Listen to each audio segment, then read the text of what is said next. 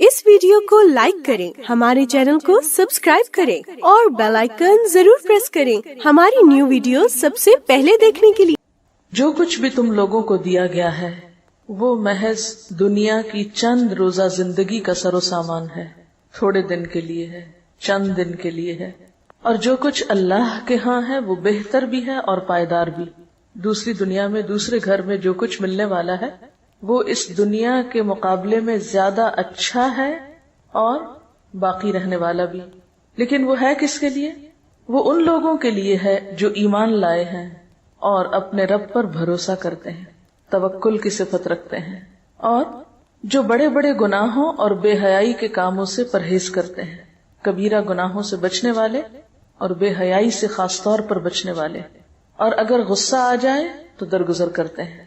जो अपने रब का हुक्म मानते हैं, नमाज कायम करते हैं, अपने मामलात आपस के मशवरे से चलाते हैं।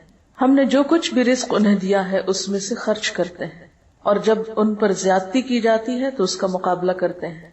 बुराई का बदला वैसी ही बुराई है।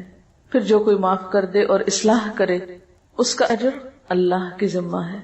अल्लाह जालिमों को पसंद नहीं करता और जो लोग जुल्म होने के बाद बदला लें उनको मुलामत नहीं की जा सकती। मुलामत के मुस्तहिक तो वो हैं जो दूसरों पे जुल्म करते हैं और जमीन में नाहक ज्यादतियां करते हैं। ऐसे लोगों के लिए दर्दनाक अजाब है।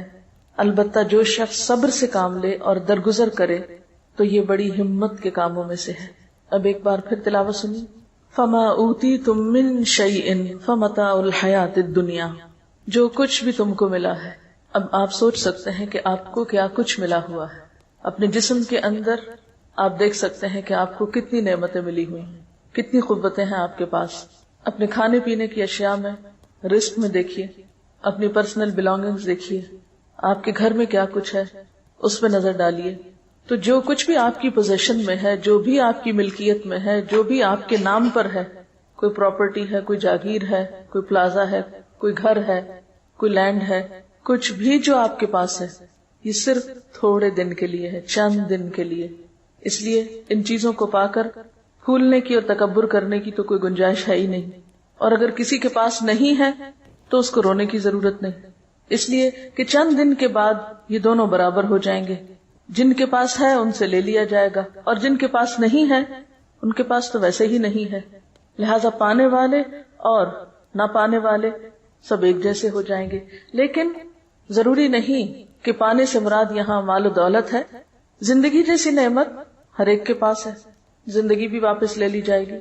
वमा ऊतीतुम मिन शैइन, कोई भी चीज, महज मालो दौलत नहीं, कोई भी चीज जो आज मिली है, ये वक्त, ये मोहलत, ये जिंदगी, ये सेहत, ये जवानी, ये फरागत, जो कुछ भी है हमारे पास, और फिर मालो मता में से जो कुछ है, ये सब क्या है? फमताउल हयातिद दुनिया। ये सिर्फ दुनिया की जिंदगी में इस्तेमाल के काबिल चीजें हैं। कोई शख्स जिसके पास कारून का खजाना ही क्यों ना हो, उसमें से इस्तेमाल बस उतना ही कर सकता है जो उसकी जरूरत है।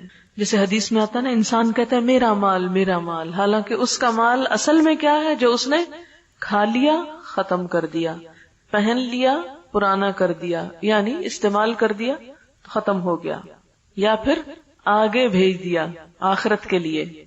बाकी सब कुछ तो दूसरों के लिए है।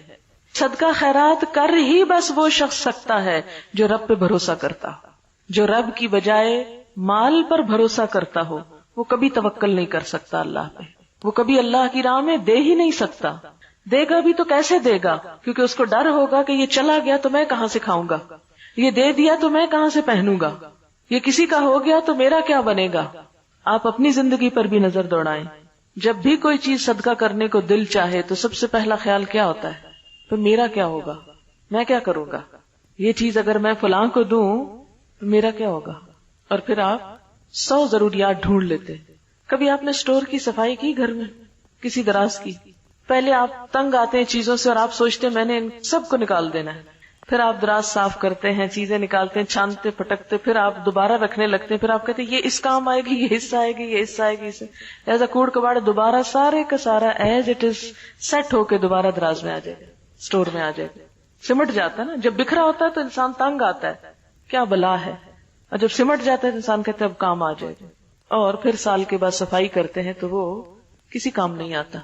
اور ویسے کا تیسا ہی ہوتا ہے. یاد رکھیں اگر کوئی چیز بن میں بھی ڈالنی پڑے نا تو اس نیت سے ڈالا کریں جو ذرا غیر ضروری ہو، کہ کئی اللہ کی مخلوق بیچاری غریب بن کھول کھول کے چیزیں ضرورت کی نکالتی، یہ ان کے کام آ جائے گی، کوئی بات نہیں. آپ کو پتا ہے کئی لوگ بوتلیں اس میں سے نکالتے ہیں، کینز نکالتے ہیں، کاغذ نکالتے ہیں، کوئی بھی پرانی شرانی چیز جو انہیں مل جاتی ہے وہ نکالتے ہیں اور پھر ان کو اکٹھا کر کر کے بیچ کے رات کی روٹی کھاتے ہیں. تو اگر آپ نے کوئی بھی غیر ضروری چیز اس نیت سے ڈال دی اس میں، چلو ان کے کام آ جائے گی، میں اپنا لالچ تو دور کروں، جانے دوں، چھوڑو اس کو، بہت رکھ لی اپنے پاس، تو اس چھوٹی سی نیکی کو بھی حقیر نہ سمجھے. وما عند اللہ خیر، اب اس میں سے بھی جو اللہ کے پاس بھیج دیا وہ سب سے بہتر ہے، خیر بہتر ہے، اچھا ہے. وہ جو وہاں جا کے لوگے وہ اچھا ہے. وابقا، اور زیادہ باقی رہنے والا ہے، ہمیشہ کے لیے. اگر دنیا میں بھی آپ کے پاس سب سے اچھی چیزیں ہیں تو بھی ان کو بقا نہیں، کوئی ٹوٹ جاتی ہے، کوئی پرانی ہو جاتی ہے، کوئی میلی ہو جاتی ہے، کوئی گم ہو جاتی ہے. لیکن جو اللہ کے پاس ہے نہ اس کو ٹوٹنا ہے، نہ پرانا ہونا ہے، نہ گم ہونا ہے. ابقا، ایور لاسٹنگ، ہمیشہ رہنے کے لیے ہے. یعنی کسی کو آج ان نعمتوں کا مل جانا اس بات کی ضمانت نہیں کہ کل بھی ملے گا، یا جس کو آج ملا ہے وہ کل کا بھی حق رکھتا ہے. نہیں، آج پانے والے کل محروم بھی ہو سکتے ہیں. ہاں، ان نعمتوں کی حفاظت اور ان کو باقی رکھنے کا گر کیا ہے، طریقہ کیا ہے، ان کو ہمیشہ کے لیے کیسے بچایا جائے، کیسے پریزرو کیا جائے، کس طرح ان سے فائدہ اٹھایا جائے، اس کے لیے آج ان نعمتوں کے ساتھ کچھ صفات اور کچھ کوالٹیز اپنے اندر پیدا کرنے کی ضرورت ہے. ان میں سب سے پہلی چیز جو یاد رکھنے کی ہے وہ کیا کہ للذین آمنوا، یہ سب ان لوگوں کے لیے ہے جو ایمان والے ہیں. نمبر 2، وعلی ربہم یتوکلون، وہ اپنے رب پر بھروسہ رکھتے ہیں. توکل کرنا اور نہ کرنا دو مختلف طرح کی نفسیات ہیں، دو مختلف رویے ہیں. توکل کرنے والے، اپنے رب پہ بھروسہ کرنے والے اور طرح جیتے ہیں، اور مایوس شخصیتیں اور طرح جیتی ہیں. نا امیدی اور مایوسی انسان کو ایک مختلف راہ پر لے جاتی ہے. وما عند اللہ خیر وابقا للذین آمنوا وعلی ربہم یتوکلون، اللہ پہ بھروسہ کرنے والوں کو ہی زیادہ ملا کرتا ہے، وہی باقی رہنے والی نعمتیں حاصل کر سکتے ہیں. ایمان کا تو مطلب ہی ہے مان جانا، یقین کر لینا، اور یہ جنم دیتا ہے کس کو؟ اعتماد اور بھروسے کو. جو شخص اپنے رب پر ایمان رکھتا ہے وہ ایک ایسا مضبوط سہارا تھام لیتا ہے جس کو کبھی بھی ختم نہیں ہونا، کبھی بھی نہیں ٹوٹنا. اللہ تعالیٰ فرماتے ہیں فَمَن يَكْفُرْ بِالطَّاغُوتِ وَيُؤْمِن بِاللَّهِ فَقَدِ اسْتَمْسَكَ بِالْعُرْوَةِ الْوُثْقَى لَا انفصام لَهَا، جو کوئی طاغوت کا انکار کرتا ہے اور اللہ پر ایمان لے آتا ہے وہ ایک ایسا مضبوط کڑا تھام لیتا ہے، یعنی اللہ کے سوا باقی ساری قوتوں کو نگیٹ کرتا ہے اور اول و آخر اللہ ہی پر بھروسہ رکھتا ہے، اسی پر یقین کرتا ہے، اسی پر توکل کرتا ہے جیسا توکل کرنے کا حق ہے. تو پھر وہ ایک ایسا مضبوط کڑا تھامتا ہے لا انفصام لہا، جو کبھی بھی نہیں ٹوٹ سکتا. ایسا انسان کبھی بھی مایوسی کے کھڈ میں نہیں گر سکتا، کبھی بھی ہلاکت میں نہیں جا سکتا. واللہ سمیع علیم، وہ ہر موقع پر اپنے رب کو پکارتا ہے جو سننے والا ہے، جاننے والا ہے. ان کا دوست اللہ ہے. اللہ ولی الذین آمنوا، ایسے لوگوں کو اپنے رب کی دوستی نصیب ہوتی ہے، اس کی معرفت نصیب ہوتی ہے. یخرجہم من الظلمات الی النور، پھر انہیں اپنے رب کی رحمت سے روشنی نصیب ہوتی ہے، نور نصیب ہوتا ہے. اور یہ نور اسی کو نصیب ہو سکتا ہے جو حقیقی معنوں میں ایمان رکھتا ہو اور اپنے رب پر بھروسہ کرتا ہو. وہ پھر مایوسیوں کے اندھیرے میں نہیں رہتا، اللہ تعالیٰ اس کو مایوسیوں کے اندھیرے میں نہیں چھوڑتا. یعنی ایمان میں آنا بذات خود ایک نور کا پانا ہے، اور پھر جب ایک روشن راستہ اس کو نظر آ جاتا ہے تو وہ اس کے اوپر چل پڑتا ہے. یخرجہم من الظلمات الی النور، اس کے برعکس والذین کفروا اولیاءہم الطاغوت یخرجونہم من النور الی الظلمات اولئک اصحاب النار ہم فیہا خالدون. تو بات یہ ہے کہ جن کے دل ایمان سے لبریز ہوتے ہیں اور پھر اس کے نتیجے میں توکل سے معمور ہوتے ہیں، پھر ان کی زندگیوں میں مایوسی اور پریشانی اور خوف اور غم اور تمام منفی کیفیات دور ہونے لگتی ہیں، وہ ان کو گھیر نہیں سکتی. یعنی غم کا زندگی میں آنا ایک فطری سی چیز ہے، خوف کا زندگی میں آنا، غم اور خوف کو محسوس کرنا ایک بالکل فطری بات ہے، لیکن غم اور خوف کے شکنجے میں جکڑا جانا اور ان کو اپنے سر پہ مسلط کر لینا، یہ بالکل ایک دوسری کیفیت کا نام ہے۔ جو لوگ حقیقی معنوں میں ایمان رکھتے ہیں اور اپنے رب پر توکل کرتے ہیں اور اپنے رب کو رب مانتے ہیں، وہ غمگین تو ہو سکتے ہیں لیکن غم کو اپنے اوپر مسلط نہیں ہونے دیتے، کسی بھی قسم کی منفی کیفیت کا اس طرح شکار نہیں ہوتے کہ اس سے ان کی صلاحیتوں کو زنگ لگنے لگے، یا ان کے اوقات برباد ہونے لگے، یا ان کی صلاحیتیں ختم ہونے لگے، یا پھر وہ اپنی زندگی میں کوئی تعمیری اور پروڈکٹیو کام نہ کر سکے۔ یہ نہیں ہو سکتا۔ ایمان انسان کو مضبوط بناتا ہے، جرأت مند بناتا ہے اور حالات کا مقابلہ کرنا سکھاتا ہے، اور ان تمام آیات کی تھیم بھی یہی ہے، کیونکہ آگے جا کر آپ دیکھیں کہ جب ان پہ ظلم ہوتا ہے تو وہ بدلہ لیتے ہیں، اور ان کے اندر اتنی طاقت ہوتی ہے کہ وہ صبر بھی کر سکتے ہیں، اور اتنے وسیع دل کے مالک ہوتے ہیں کہ وہ معاف بھی کر سکتے ہیں۔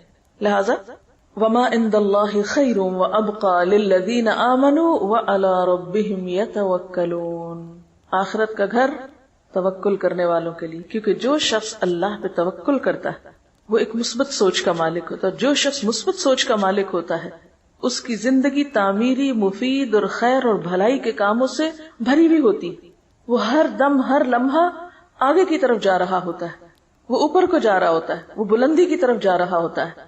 جیسے ایک روایت میں آتا ہے کہ جس شخص کے 2 دن ایک جیسے گزرے وہ دھوکے میں رہا، یعنی اس نے نقصان اٹھایا۔ ایمان تو ہمیں ہر دم آگے بڑھنے کی تدبیریں بتاتا ہے، اور یہ آگے بڑھنا اسی کے نصیب میں ہو سکتا ہے جس کی سوچ تعمیری ہو، مثبت ہو، اور جس کے اندر ہر خوف اور غم کو نمٹنے کے لیے توکل کا ایک میزان ہو، یا توکل اور یقین ہو اس کے اندر۔ اور پھر کچھ اور صفات، والذین یجتنبون کبائر الاثم، ایسے لوگ جن کے اندر اتنی ایمانی جرت ہوتی اور جن کے اندر توکل ہوتا ہے، پھر وہ بڑے بڑے گناہوں سے بچ جاتے ہیں۔ مثلا بڑے گناہوں میں اکبر الکبائر کیا ہے؟ جھوٹ۔ مثلا معاملات کی بات اب کر رہے ہیں، جھوٹ۔ جھوٹ سے کون بچ سکتا ہے؟ جس کے اندر ایمان ہوگا، جس کے اندر ایک جرت ہوگی، جو لوگوں سے نہیں ڈرتا ہوگا، جو جتنا لوگوں سے ڈرتا ہے اتنا زیادہ جھوٹ بولتا ہے، جو اپنے رب پہ بھروسہ کرنے کی بجائے لوگوں پہ بھروسہ کرتا ہے، لوگوں کو اپنا رب مانتا ہے، لوگوں سے مفادات حاصل کرنا چاہتا ہے، تو پھر وہ ان کی نظر میں اچھا بننے کے لیے طرح طرح کے جھوٹ بولتا ہے، یہ غلط رویے اختیار کرتا ہے۔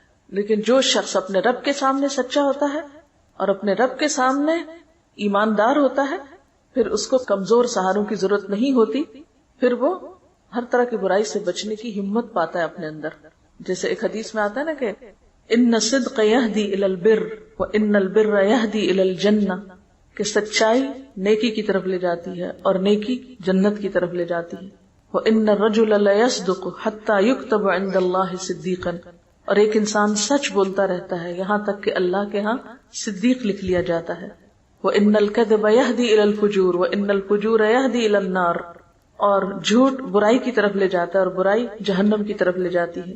وَإِنَّ الرَّجُلَ لَيَكْذِبُ حَتَّى يُكْتَبَ عِندَ اللَّهِ كَذَّابًا، اور ایک شخص جھوٹ بولتا رہتا ہے یہاں تک کہ اللہ کے ہاں جھوٹوں میں لکھ لیا جاتا ہے۔ وَالَّذِينَ يَجْتَنِبُونَ كَبَائِرَ الْإِثْمِ، اور وہ لوگ جو اجتناب کرتے ہیں بڑے بڑے گناہوں سے، کبیرہ گناہوں سے، وَالْفَوَاحِشَ، اور بے حیائیوں سے، وَإِذَا مَا غَضِبُوا هُمْ يَغْفِرُونَ، اور جب غضبناک ہوتے ہیں تو معاف کر دیتے ہیں۔ اب یہ آخرت کی باقی رہنے والی چیزوں کے مالکوں کی صفات بتائی جا رہی ہیں۔ نمبر 1 توکل کرتے ہیں، نمبر 2 بڑے گناہوں سے بچتے ہیں، احتیاط برتتے ہیں، اجتناب کرتے ہیں۔ والفواحش، فاحشہ کہتے ہیں کھلی برائی کو، صریح برائی، فواحش سے اجتناب کرتے ہیں، یعنی گناہ اور بے حیائی کے کاموں سے پرہیز کرتے ہیں۔ وَإِذَا مَا غَضِبُوا، اور جب وہ غضبناک ہوتے ہیں، ہم یغفرون، تو وہ معاف کر دیتے ہیں، جیسے پیچھے پڑھ چکے ہیں، وَالْكَاظِمِينَ الْغَيْظَ وَالْعَافِينَ عَنِ النَّاسِ، لوگوں سے درگزر کرنا ان کے مزاج اور طبیعت کا حصہ ہے۔ جنت والوں کے مزاج میں ہے یہ بات کہ وہ لوگوں کے قصوروں سے درگزر کر جاتے ہیں، ان کے مزاج میں انتقام اور بدلہ نہیں۔ آپ صلی اللہ علیہ وسلم کے بارے میں آتا ہے کہ آپ نے اپنی ذات کے لیے کبھی بدلہ نہیں لیا، ہاں اگر اللہ کی حدوں میں سے کسی حد کو توڑا جاتا تو وہ آپ کے لیے ناقابل برداشت تھا۔ یہ بخاری کی روایت ہے۔ اللہ کی حدود کا سب سے زیادہ لحاظ رکھتے تھے، اس پہ آپ نے حد بھی جاری کی، سزا بھی دی، کوڑے بھی مروائے، رجم بھی کروایا، ہاتھ بھی کٹوائے، کیونکہ وہ اللہ کی حد توڑی گئی تھی۔ تو والذین یجتنبون کبائر، وہ خود بخود کبائر سے نکلنا شروع ہو جاتے ہیں. یعنی سچے ایمان اور توکل کے بغیر کبائر سے بچنا بھی ممکن نہیں ہوتا. پھر کبائر میں غیبت کرنا، دوسروں کی پیٹھ پیچھے ان کی برائیاں کرنا. پھر کبائر میں زنا، شراب، چوری، دھوکہ، امانت میں خیانت، یہ ساری کبیح صفات اسی شخص کے اندر ہو سکتی ہیں جس کے اندر ایمان نہ ہو اور جس کا رب پر بھروسہ نہ ہو. جب اس کے دل سے لوگوں کا خوف نکلتا ہے تو پھر وہ صحیح رستے پر آ جاتا ہے. اور پھر خاص طور پر کبیرہ گناہوں میں والفواحش، فواحش سے بچتا ہے. فواحش کا لفظ فحش سے نکلے، کھلی برائی، اور خصوصاً بے حیائی کے کام. بے حیائی کے کاموں میں کیا چیزیں آتی ہیں؟ ایک تو یہ جھوٹ، دھوکہ، یہ سب بے حیائی کے کام ہیں.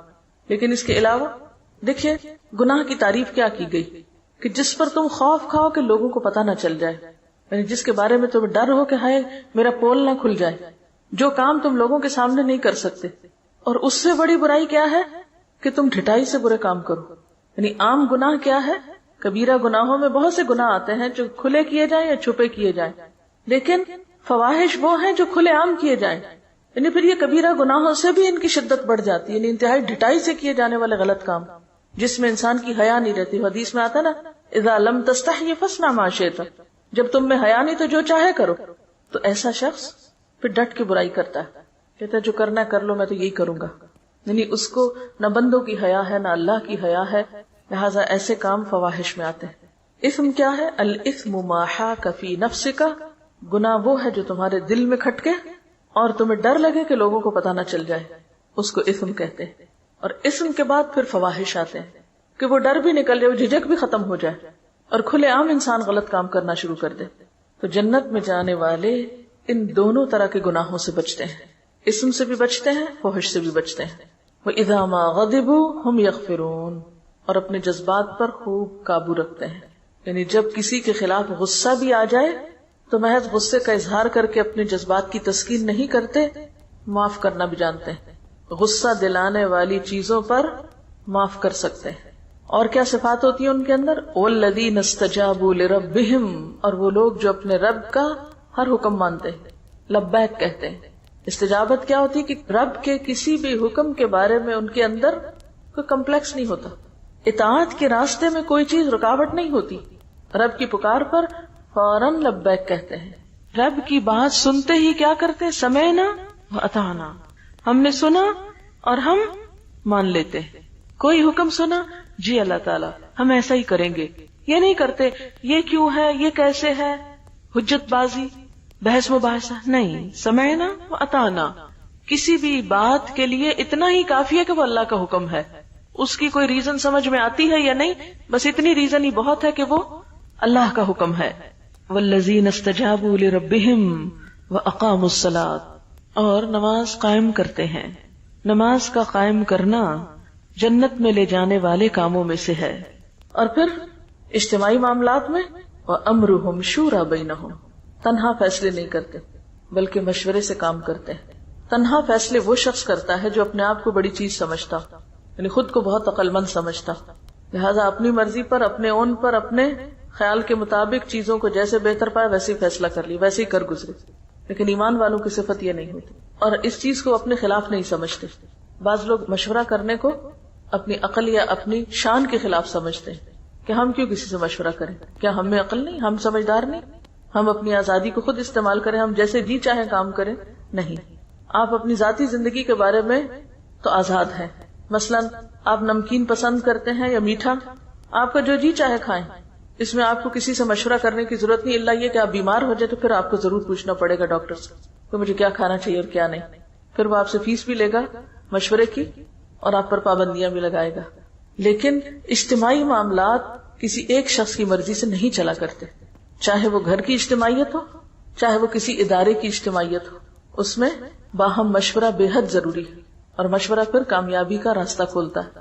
اور مشورہ کیا ہے؟ دراصل کسی بھی کام کے بہتر پہلو کو اختیار کرنے کے لیے بہتر رائے کا انتخاب، اور دوسرے سب کو ساتھ ملا کر چلنا، یعنی ٹیم ورک کی جان یا روح ہوتا ہے، باہمی اعتماد کو ظاہر کرتا ہے. وَأَمْرُهُمْ شُورَى بَيْنَهُمْ، اور ان کے آپس کے معاملات مشورے سے طے ہوتے ہیں. یہ جنت کے وارثوں کی ایک اہم خوبی ہے.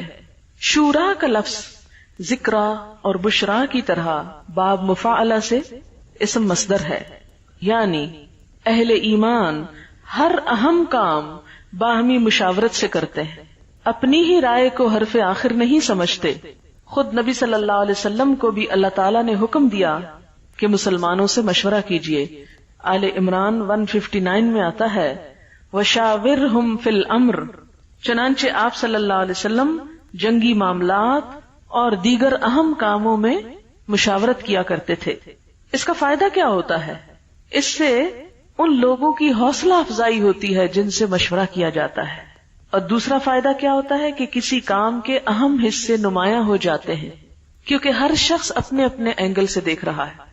مثلا اگر ہم نے اس کمرے کا حدود اربع بیان کرنا ہو تو اگر صرف میں ایکسپلین کرتی رہوں گی تو بات پوری نہیں کر سکوں گی۔ کیوں؟ اس لیے کہ میں صرف اپنے سامنے والی چیز کو دیکھ رہی ہوں۔ اگر میں آپ کو بھی شریک کر لوں گی تو آپ ان چیزوں کو دیکھ رہے ہیں جو میرے پیچھے ہیں، جو مجھے نظر نہیں آ رہی۔ اس طرح ایک مکمل پکچر بن جائے گی، ٹھیک ہے نا؟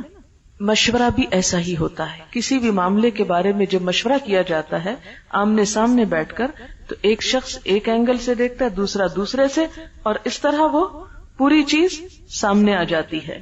اور ہم دیکھتے ہیں کہ نبی صلی اللہ علیہ وسلم نے زندگی کے بہت سارے معاملات میں مشورے کیے۔ اس کے بعد صحابہ کرام کا بھی یہی طریقہ تھا۔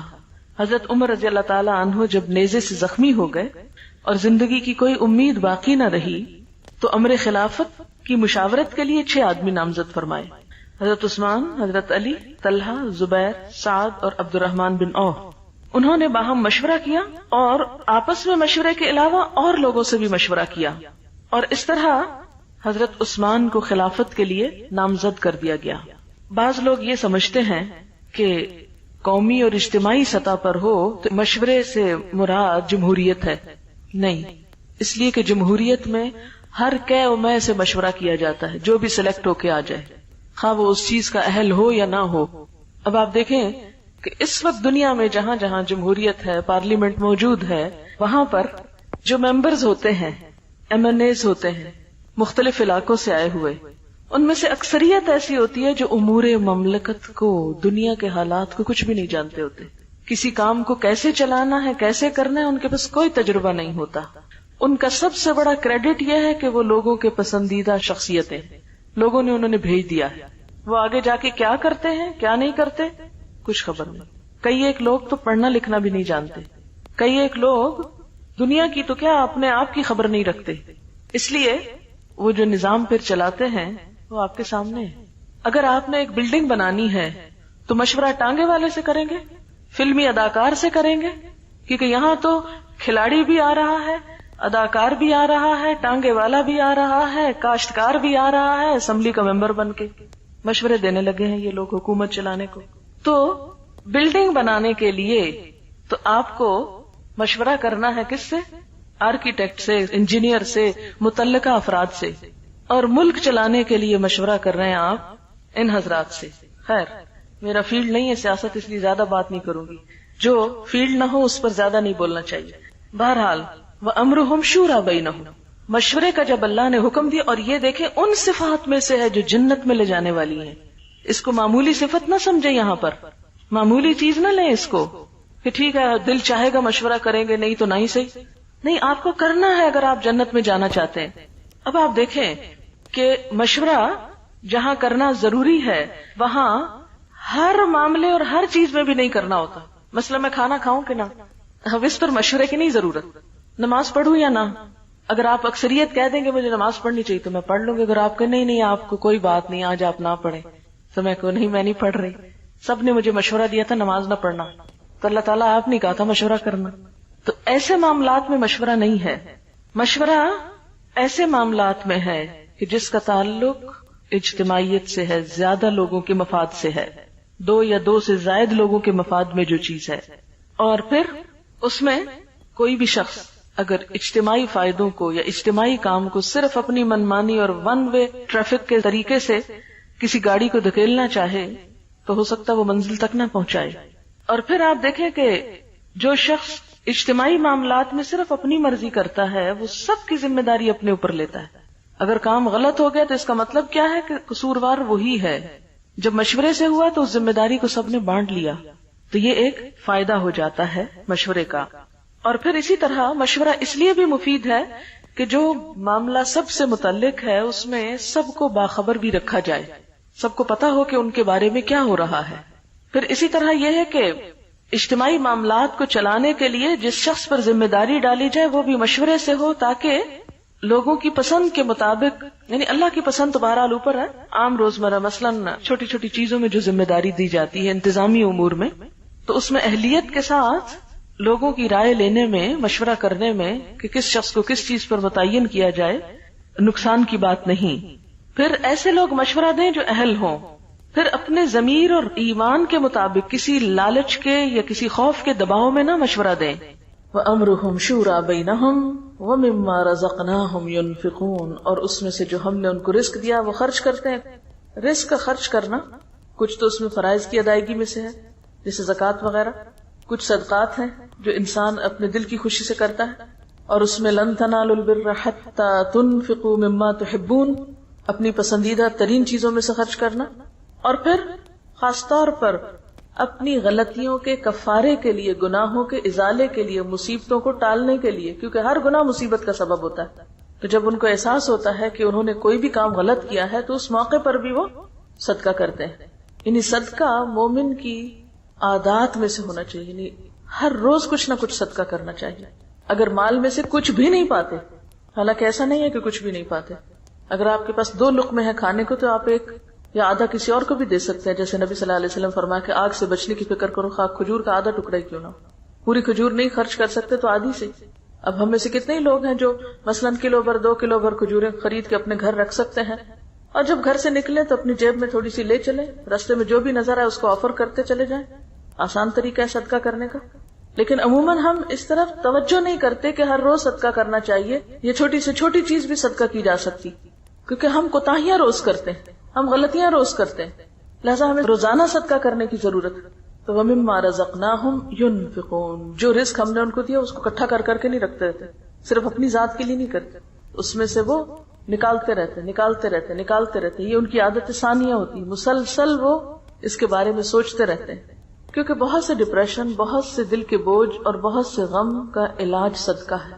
نہ صرف یہ کہ پچھلے بوجھ دھونے اور ہٹانے کا ذریعہ ہے، بلکہ آئندہ کی مصیبتوں اور بلاؤں سے بچنے کا بھی ذریعہ ہے. کہ صدقہ جو ہے بلائیں اس سے آگے نہیں بڑھ سکتی. آپ صدقہ کرتے ہیں اور بلا کو وہ پیچھے دھکیل دیتا ہے.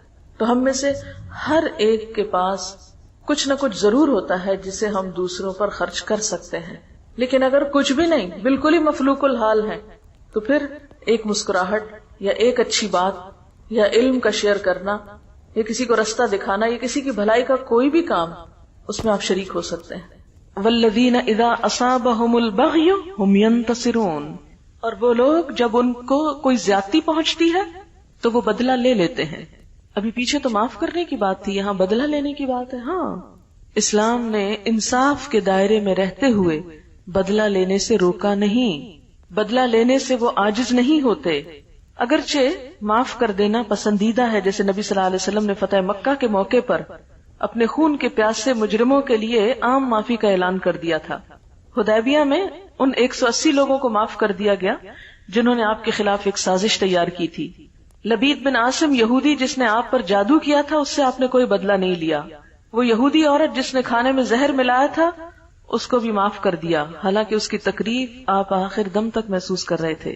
ذات کے لیے نہیں لیتے تھے، اللہ کی حدود کے لیے لیتے تھے، لیکن ذات کے لیے بھی لینے کی اجازت ہے. اسلام ایسا دین نہیں کہ جو انسان کو مسکین بنا دے، راہب یا بھکشو بنا دے. شرافت کیا ہے کہ غالب ہوں تو مغلوب کا قصور معاف کر دیں، قادر ہوں تو درگزر کریں، اپنے سے چھوٹے انسان سے خطا ہو جائے تو چشم پوشی کریں، اور اگر کوئی بڑی طاقت ان کو دبانے کی کوشش کرے تو ڈٹ کے کھڑے ہو جائیں اور بدلہ لیں، اس کے ہاتھ روکیں. پھر یہ ہے کہ بدلہ لینے کے بھی 2 طریقے ہوتے ہیں. ایک یہ کہ غصے کو غصے کی شکل میں ظاہر کیا جائے، اور ایک احسن طریقے سے اس کا بدلہ لیا جائے. غصہ آنا، تلخی پیدا ہونا بالکل ایک نیچرل بات ہے، کوئی شخص اس سے بچا ہوا نہیں. ہر شخص کے اندر اللہ نے پتا رکھا ہے، وہ زہر کی پوٹلی، وہ اپنا کام کرتی ہے. لیکن اظہار کا طریقہ دوہرا ہو سکتا ہے. ایک یہ کہ غصے کو غصے کی شکل میں ظاہر کیا جائے، دوسرا یہ کہ غصے کو برداشت کی شکل میں ظاہر کیا جائے. اب اس کا مطلب کیا ہے کہ غصے کو جب ہم آپے سے باہر ہو کے ظاہر کرتے ہیں تو اس سے کام خراب ہوتے ہیں. مثلا آپ شدید غصے میں بول رہے ہیں، کسی کو کیا سمجھ آئے گی؟ چیخ چلا کے رو کے بول رہے ہیں، اگلے کے پلے ہی نہیں کوئی بات پڑے گی. اور ایک یہ ہے کہ غصہ ہے آپ ظاہر کر رہے ہیں لیکن ایک فرم انداز میں، جس سے دوسرے کو بات سمجھ میں بھی آ جائے، لیکن ری ایکشنری ہو کر نہیں. اس میں عموماً کیا ہوتا ہے؟ نقصان ہو جاتا ہے. کیونکہ جب آپ ری ایکشن ایسا کرتے ہیں تو دوسرے کو اور بھڑکا دیتے ہیں. وہ اگر طاقتور ہے تو آپ پہ اور ظلم کا اندیشہ ہے. اب یہ ساری صفات ہیں اہل جنت کی کہ جو جنت میں جائیں گے ان کے اندر یہ تمام صفات ہونی چاہیے. یہ کرائیٹیریا آپ کو میٹ کرنا ہے.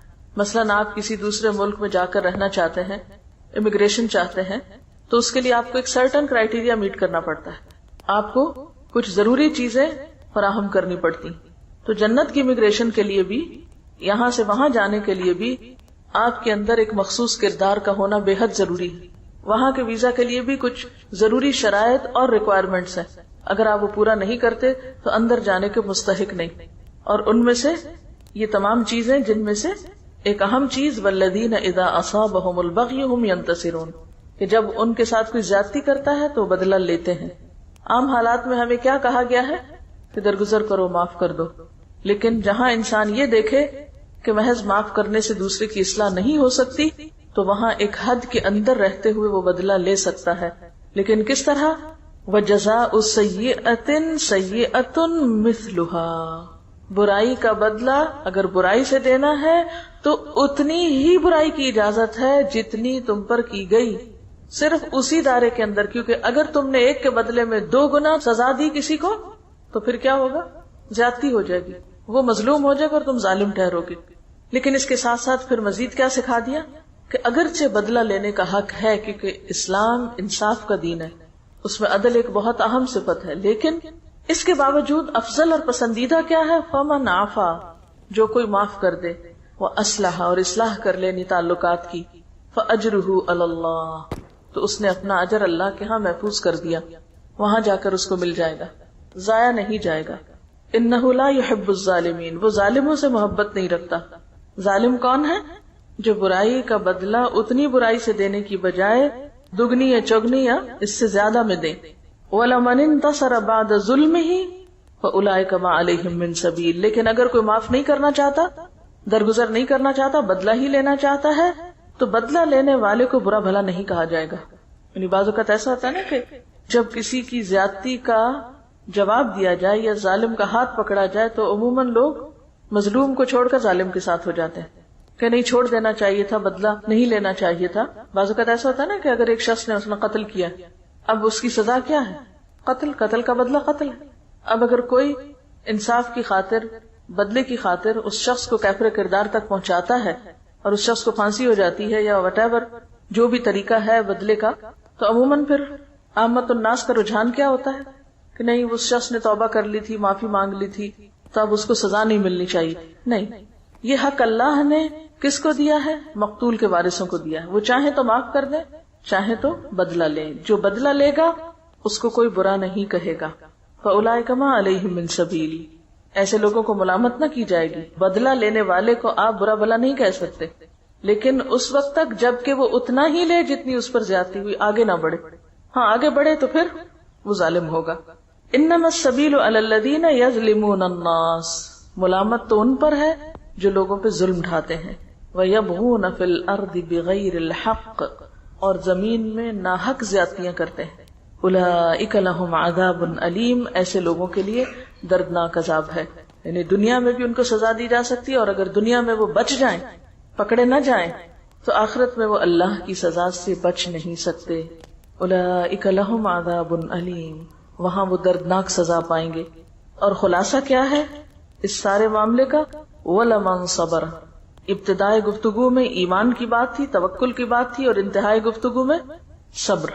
وَلَمَن صَبَرَ وَغَفَرَ، اور جو کوئی صبر کرے اور معاف کر دے، دوسروں سے درگزر کرے، تو إِنَّ ذَلِكَ لَمِنْ عَزْمِ الْأُمُورِ، یہ بڑی ہمت کے کاموں میں سے ہے. اور یہ ہمت کس کے اندر آتی ہے؟ جس کے اندر ایمان کی پختگی ہو، کردار کی پختگی ہو، اخلاق کی بلندی ہو، جو اپنے رب پر بھروسہ کرنا جانتے ہوں۔ یہاں ایک بات یاد رکھیے کہ غصے پر قابو پانے کی بات تو ہے ہی، لیکن جو چیز کہی جا رہی ہے وہ یہ کہ غصے کے باوجود معاف کر سکتے ہیں، یعنی غصہ ہے تو پھر بھی معاف کر دیتے ہیں۔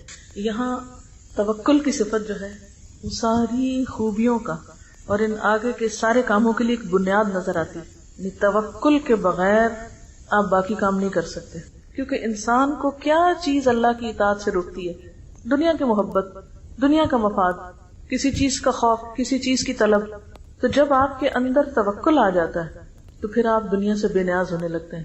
جب بے نیاز ہو جاتے ہیں تو آپ کے اندر ایک بے خوفی کی کیفیت پیدا ہوتی ہے، یعنی خوف ختم ہو جاتا ہے آپ کے اندر سے، تو پھر آپ کے اندر ایک ایسی جرأت پیدا ہوتی ہے کہ آپ بڑے بڑے سٹیپ اٹھا سکتے ہیں۔ یہ ساری باتیں جو ہیں عزم الامور میں سے ہیں، بڑی ہمت کے کاموں میں سے ہیں۔ یہ ہمت کس کے اندر آتی ہے؟ جس کا اپنے رب پر بھروسہ ہو، جس نے اپنے رب کو پا لیا ہو۔ اصل بات یہی ہے کہ بنیادی کردار نہیں ہے ہمارے اندر۔ ایک بڑے سیناریو میں جب ہم چیزوں کو دیکھتے ہیں تو وہ سمٹ کے پھر چھوٹے میں آ جاتا ہے۔ ذات اور فرد کی اصلاح سے امت کی اصلاح ہو سکتی۔ یہ کام طویل ضرور ہے لیکن اس کے بغیر گزارا نہیں، کیونکہ جب تک بنیادیں مضبوط نہ ہوں۔ آپ دیکھیے کہ جیسے شورا ہی کی بات آپ نے کی، ہم سب اپنی اپنی زندگیوں میں غور کریں، ہمارے گھریلو معاملات کتنے فیصد باہم مشورے سے طے ہوتے ہیں؟ ہمارا کلچر کیا بتاتا ہے؟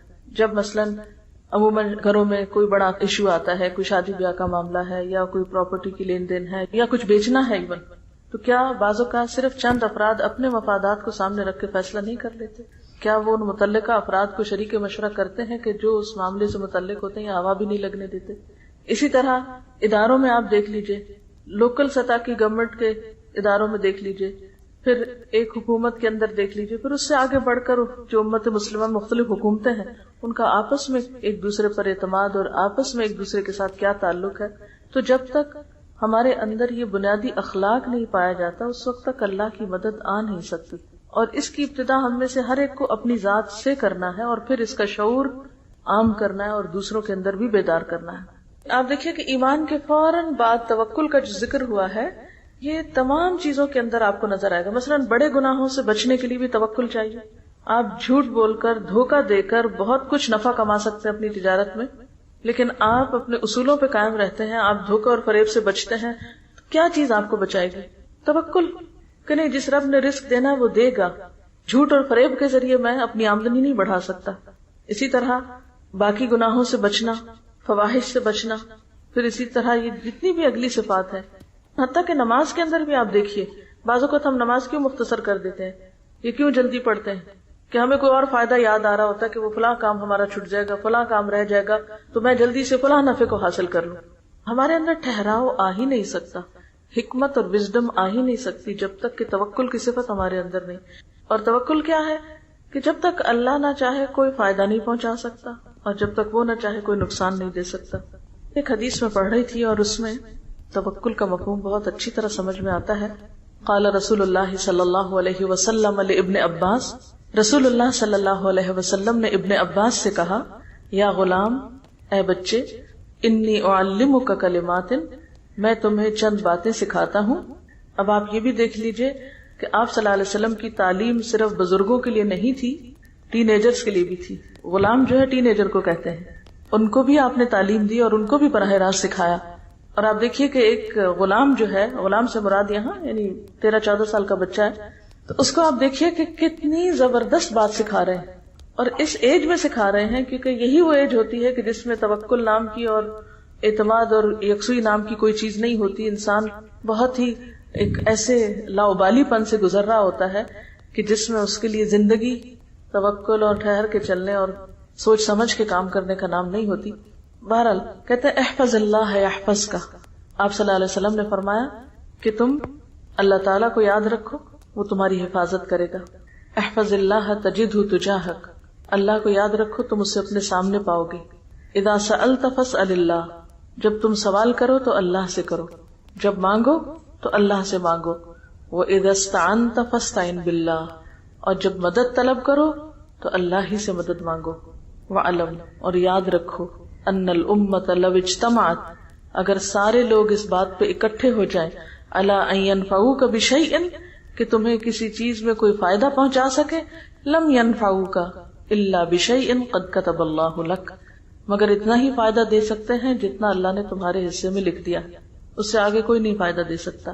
وَإِنِ اجْتَمَعُوا عَلَىٰ أَن يَضُرُّوكَ بِشَيْءٍ، اور اگر وہ سارے اکٹھے ہو جائیں کہ تمہیں کوئی نقصان دے دیں، لَمْ يَضُرُّوكَ إِلَّا بِشَيْءٍ قَدْ كَتَبَهُ اللَّهُ عَلَيْكَ، تو وہ تمہیں ہرگز بھی نقصان نہیں دے سکتے مگر وہی جو اللہ نے تمہارے لیے لکھ دیا ہو. رفعت الاقلام، قلم اٹھا لیے گئے، وجفت الصحف، صحیفے خشک ہو گئے. لکھنے کے بعد سیاہی جب خشک ہو جاتی ہے تو تحریر ثبت ہو جاتی ہے، پھر آپ اس کو مٹا نہیں سکتے، اس کو سمجھ نہیں کر سکتے.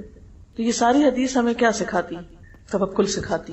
اس سے پہلے ہر دم اللہ کا احساس اور اس کی معرفت، اس کا ذکر، اس کی یاد. یعنی ذکر یہاں کسی لفظی معنوں میں نہیں، اذکر اللہ نہیں کہا گیا. اللہ کی حفاظت کرو لفظی معنی، یعنی اللہ تعالیٰ کا جو وجود ہے اس کا لحاظ رکھو، پاس رکھو، اسے اپنے سامنے پاؤ، یعنی اس کو محسوس کرو، اور پھر اللہ سے مانگو، اس سے مدد طلب کرو، اور لوگوں سے بے نیاز ہو جاؤ. لوگ تمہیں سارے مل کے بھی کوئی فائدہ نہیں دے سکتے، اور سب مل کے کوئی نقصان نہیں دے سکتے. جتنا زیادہ اس بات پر یقین ہوتا ہے اتنا ہی زیادہ انسان پھر اپنے اصولوں پہ قائم رہتا ہے، ورنہ اپنے ہر اصول کو لوگوں کی مرضی کے مطابق تبدیل کرتا چلا جاتا ہے. نہ پھر گناہوں سے بچ سکتا ہے، اور نہ ہی معاف کر سکتا ہے، اور نہ ہی باقی صفات اس کے اندر آ سکتی ہیں جیسے صدقہ خیرات وغیرہ کی. اوور آل ہماری ساری زندگی لوگوں کے گرد گھومتی ہے. ہم پیپل سینٹرڈ لوگ ہیں، ہمارا مرکز و محور لوگ ہیں. یا اپنی ذات ہوتی ہے یا پھر لوگ ہوتے ہیں، اوپر نہیں اٹھتے اس سے. اور جب تک علی ربہم یتوکلون کی صفت نہیں آتی آپ کچھ بھی نہیں کر سکتے. جب ہم اللہ پہ بھروسہ نہیں کرتے تو یقیناً ہمیں کسی اور پہ بھروسہ کرنا پڑتا ہے، اور وہ سب کمزور سہارے ہیں جو خود بھی گرتے ہیں اور ہم بھی ان کے پیچھے گرتے ہیں. کسی نے لکھا ہے کہ عام زندگی میں کانفیڈنٹ اسے کہا جاتا ہے جسے اپنے اوپر بھروسہ ہوتا ہے اور نڈر ہو کر کوئی بھی غلط کام کر سکتا ہے. مگر اللہ کے ہاں کانفیڈنٹ وہ ہے جسے اللہ پر توکل ہو. جو نڈر ہو کر کوئی بھی غلط کام کر لیتا ہے وہ تو پھر فواحش کا شکار ہو جاتا ہے. سبحانک اللہم و بحمدک، نشہد ان لا الہ الا انت، نستغفرک و نتوب الیک. والسلام علیکم و رحمۃ اللہ وبرکاتہ.